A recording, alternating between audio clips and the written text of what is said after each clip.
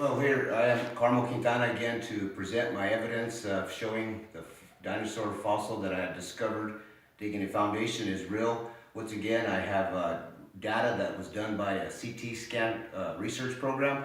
To start it off, I'll actually show the fossil itself, where I'm holding it in my hand, where you could actually see the indentation of the fossil bird with his eyeball coming down.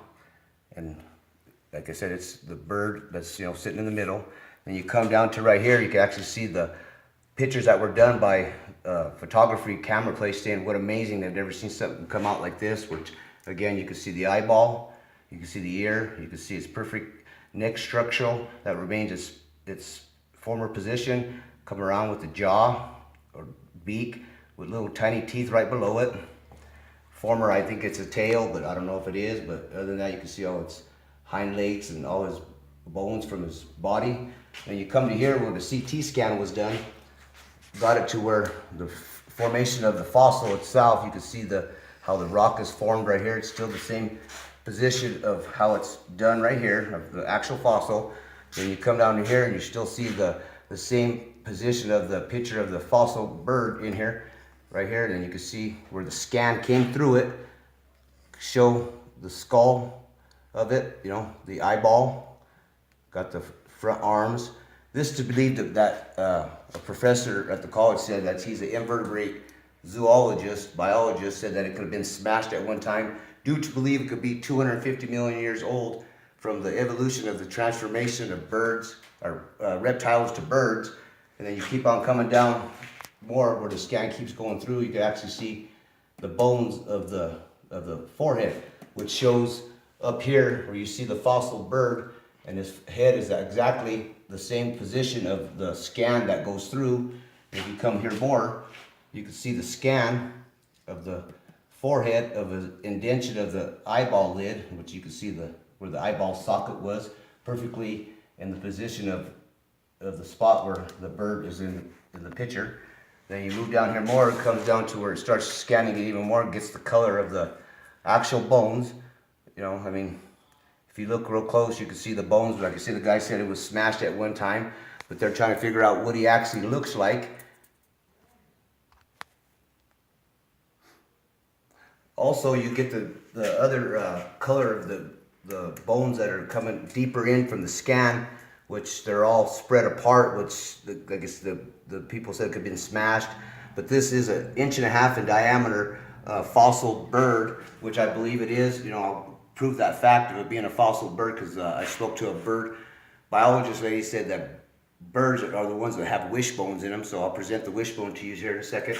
Also, it was scanned to see how many layers it has in it, believed to be maybe 10 to 12 layers in it, dating it back from there to 250, maybe 225.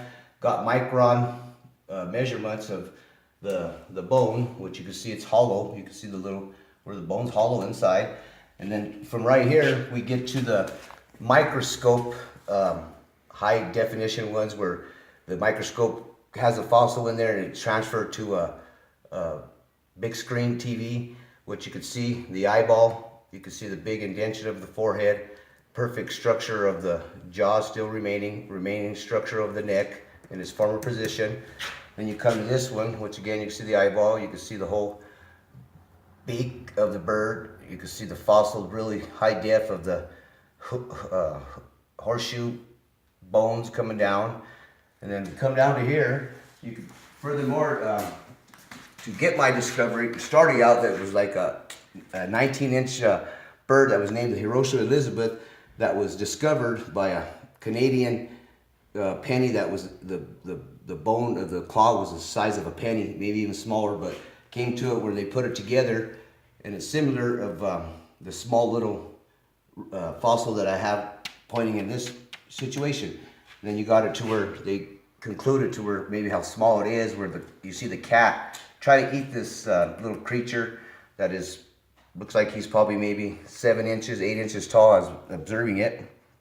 Then you come to right here where me myself sculptured this out, got onto the things showing where birds stuff is. I just wrote down where the wishbone is, the details of the birds. And then if you come to right here where I found into a book about birds and reptiles, it says at this period the arteries run in arch-like branches as it to carry blood to branch which are not present in the higher vertebra, though the splits on the sides of the neck still remain, marking their former positions, which you can see once again their neck structure remains its former position, how it shows in the pictures and in books.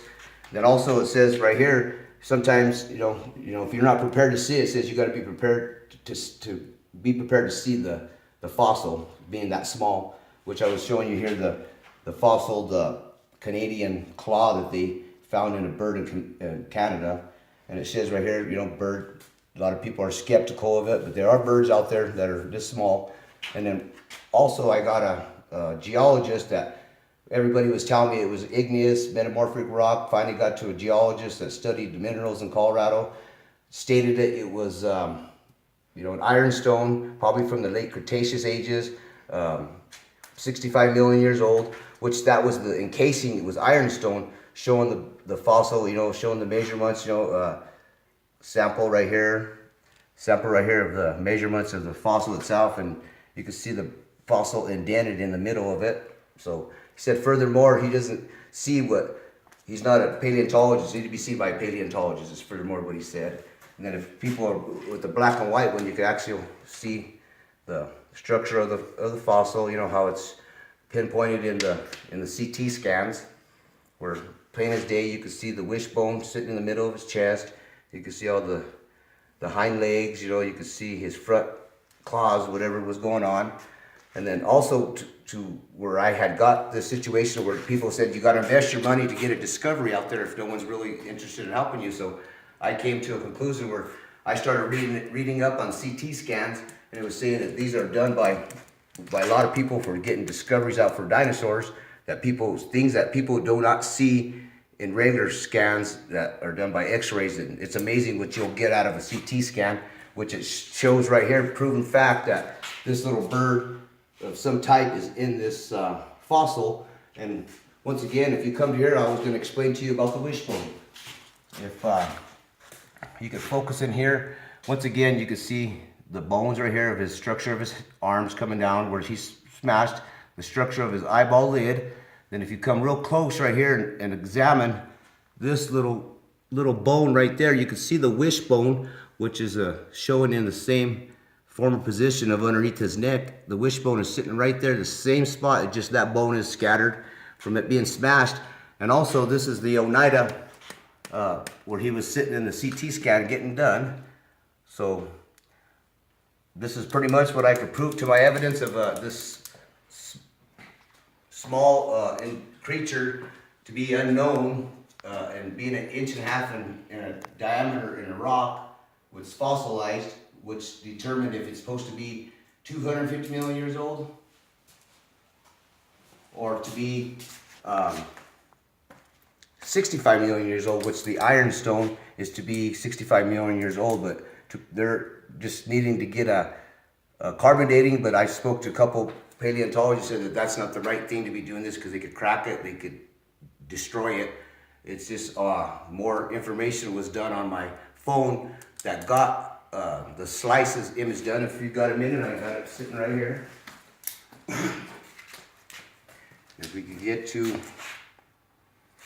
these are a situation where you see the scan done, which is the same thing right here. If you see it, it's scanning through the fossil, and then the formation of what was behind there, it does prove to seeing the bones of his forehead, of his skull, and then everything else coming down. Then also you could see it was done sliced to show all the images of how many layers could be possibly in the fossiled rock. It's just determining, showing that there is something that needs to be shown to people to see, determine how old it is. But I do thank you for watching my presentation once again to prove that I do have a discovery out there. I do thank you again. I hope everybody sits and gets a chance to watch the videos, and then I will keep you updated. Thank you.